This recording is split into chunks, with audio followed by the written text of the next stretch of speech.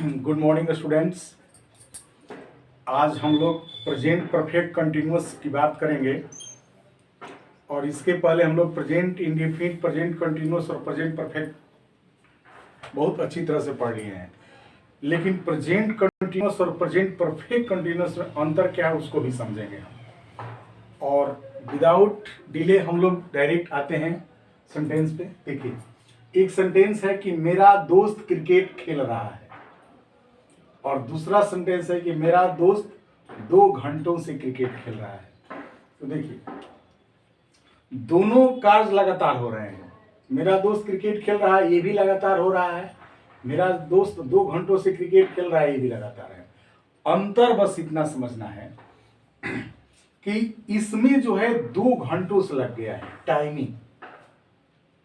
Present continuous tense में timing नहीं लिया जाता, वो लगातार कोई कार्य चल रहा है। और प्रेजेंट परफेक्ट कंटिन्यूअस टेंस में भी कोई कार्य लगातार ही होता है, लेकिन उसमें एक टाइमिंग का जिक्र होता है।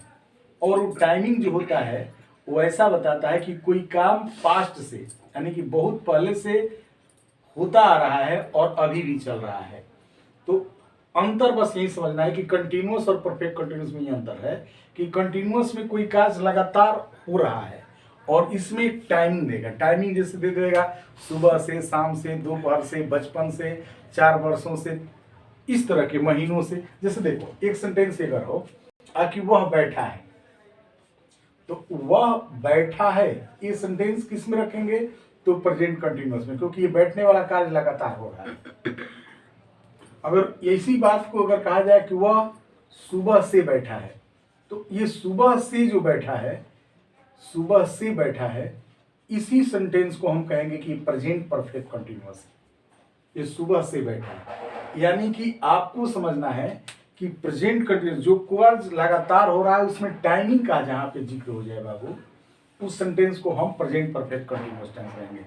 यानी कि फॉर्मूला समझिए कि प्रेजेंट कंटिन्यूअस अगर टेंस है, प्रेजेंट कंटिन्यूअस, और उस प्रेजेंट कंटिन्यूअस टेंस में अगर किसी टाइम का जिक्र हो जाए, टाइम का, समय का, तो उसे हम परफेक्ट कंटिन्यूअस के अंतर्गत रखते हैं।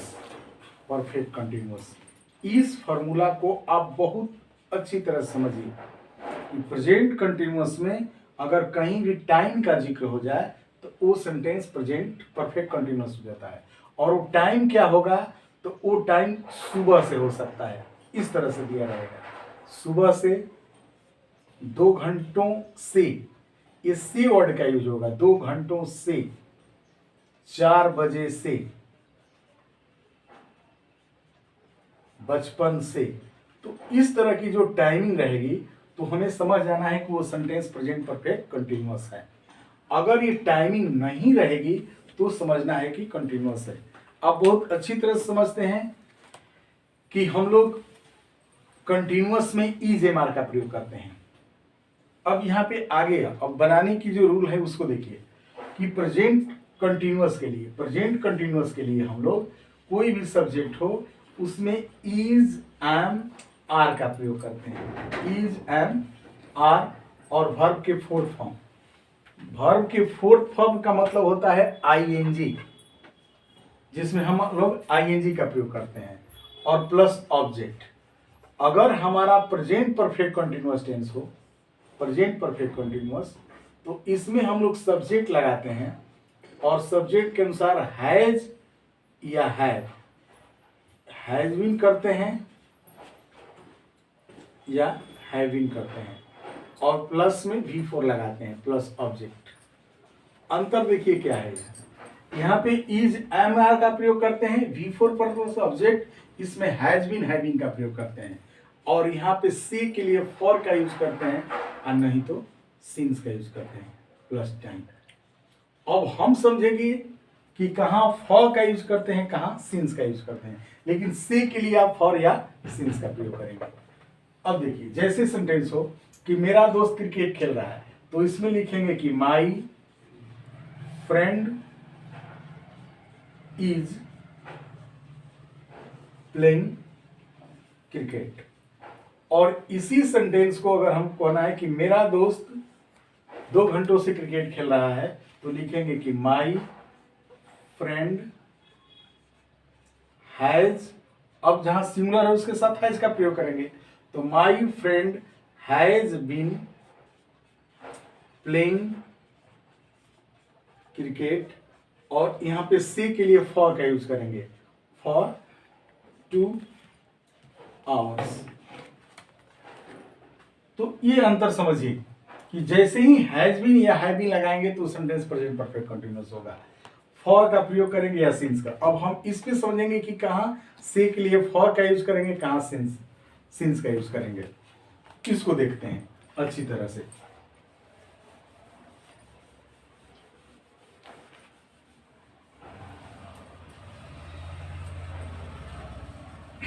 देखो बाबू, हम लोगों का स्ट्रक्चर हो गया subject has been, having, V four object, for या सिंस।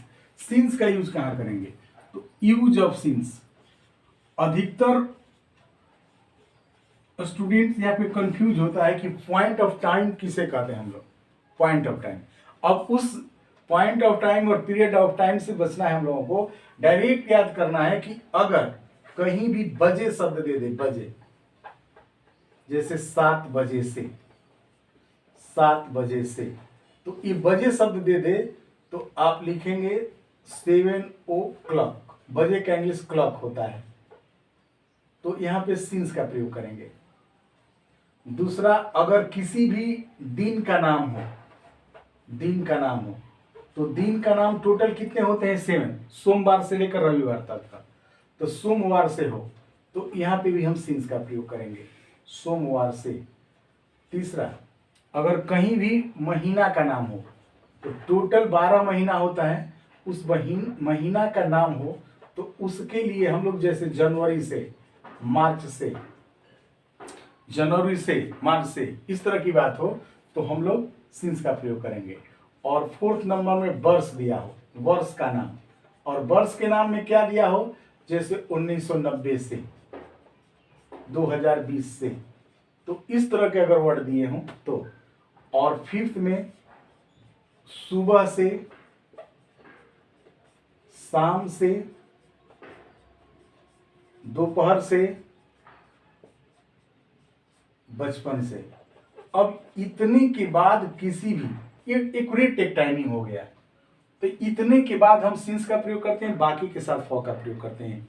बहुत इजी हो गया। अब बहुत सारे स्टूडेंट हैं जिनको पॉइंट ऑफ टाइम समझ ही में नहीं आता है, पीरियड ऑफ टाइम समझ में नहीं आता है, तो बस आप बाबू याद कर लो कि ये बजे शब्द आए तो हम सिंस का प्रयोग करेंगे। दिन का नाम हो, महीना का नाम हो, वर्ष का नाम हो, चाहे सुबह से, शाम से, दोपहर से। और हम लोग का स्ट्रक्चर यही रहेगा, subject has been, have been. Has जानते ही किसके साथ लगता है। अब जैसे मान लीजिए कि आपका सेंटेंस हो, देखिए सेंटेंस हो कि रामू 4 बजे से पढ़ रहा है, तो रामू 4 बजे से पढ़ रहा है। रामू 4 बजे से पढ़ रहा है, तो क्या लिखेंगे, Ramu has been reading. Since, यहां पे सिंस लिखेंगे, सिंस 4 o'clock। अब यही जानना है कि रामू है और सुबह 4 बजे से है, लेकिन यही सेंटेंस रहता कि 4 घंटों से, रामू 4 घंटों से, 4 घंटों से पढ़ रहा है। तो ये अब इसे बजे नहीं दिया है, घंटों से दिया है, तो यहाँ पे सिंस की जगह फॉर लिखते, फॉर 4 hours। यही समझना है। जैसे मान लीजिए सेंटेंस हो कि वे लोग 2 दिनों से खेल रहे हैं। अब 2 दिनों से खेल रहे हैं, अब ये 2 दिनों से है, तो यहां पे लिखेंगे they have been, they have been playing. For लिखेंगे, से के लिए फॉर लिखेंगे, फॉर 2 days। अब यहां पे आपको समझना है कि फॉर इसलिए लगा कि दिन का नाम नहीं है, लेकिन यहीं पे ये रहता कि वे लोग सोमवार से, चाहे रविवार से, तो अब यहाँ पे लिखते सिंस मंडे, सिंस मंडे। अब यहाँ पे सिंस लिखते से के लिए। तो आपको ये समझना पड़ेगा कि फॉर और सिंस में क्या अंतर है। ये चीज़ें, एक और चीज़ है कि एक तो हम लोग वर्ब की जहाँ तक बात आती है वहाँ पे हम लोग हैज बीन, हैव बीन का प्रयोग कर लेते हैं, बी फोर का प्रयोग करते हैं, लेकिन कुछ सेंटेंस ऐसे होते हैं जिसमें टाइमिंग लग जाए। जैसे मान लीजिए सेंटेंस हो कि वह बीमार है, तो वह बीमार है, तो ये सेंटेंस में बीमार जो है नाउन है, तो इसको लिखेंगे कि ही इज इल। लेकिन यही सेंटेंस हो कि वह 2 दिनों से बीमार है, वह 2 दिनों से बीमार है। अब देखिए नाउन है लेकिन इसमें टाइमिंग लग गया है, तो यहाँ पे हेल्पिंग वर्ब इज नहीं लिखेंगे, हैज बीन, हैव बीन लिखेंगे। ही हैज बीन लिखेंगे, ही हैज बीन इल। अब ये बहुत सारे स्टूडेंट क्या करते हैं कि इल में आईएनजी लगा देते हैं, ही हैज बीन इलिंग, तो he has been ill for 2 days। इस तरह का हम यूज करेंगे। जैसे मान लीजिए सेंटेंस हो कि वे लोग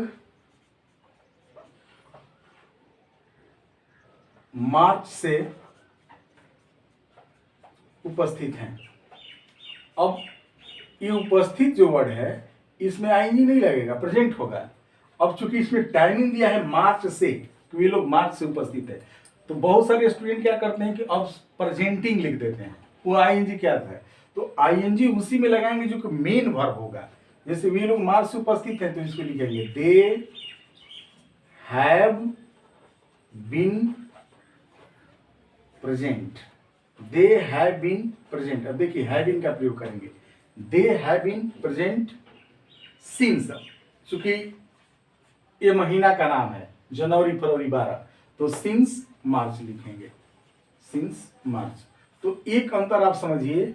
अब इसी यही सेंटेंस में अगर मार्च नहीं रहता, कल रहता कि वे लोग उपस्थित हैं, ये मार्च नहीं रहता, अगर ये रहता कि वे लोग उपस्थित है, तो इसी सेंटेंस को हम बनाते दे आर प्रेजेंट। तो इस तरह से मुझे विश्वास है कि आप लोगों को प्रेजेंट कंटिन्यूअस और प्रेजेंट परफेक्ट कंटिन्यूअस में अंतर भी समझ में आ गया होगा। और प्रेजेंट परफेक्ट कंटिन्यूअस में हैज बीन, हैव बीन का प्रयोग करते हैं। कोई भी सेंटेंस हो, जैसे कहना हो कि मैं खड़ा हूं, तो आई एम स्टैंडिंग, और मैं सुबह से खड़ा हूं, तो I have been standing since morning. 5 दिनों से खड़ा हूं, तो फॉर 5 days। तो ये चीज देखिए, ज्यादातर स्टूडेंट को इतना याद करना है, ये सिंस का प्रयोग हो जाता है। बाकी इसके अलावा जो कुछ भी होता है हम लोग फॉर का प्रयोग करते हैं। आगे हम लोगों का ये वीडियो चलता रहेगा। अब हम लोग चर्चा करेंगे इसके बाद पास्ट इंडेफिनिट टेंस में। थैंक यू बेटा, फिर मिलेंगे हम अगले वीडियो में।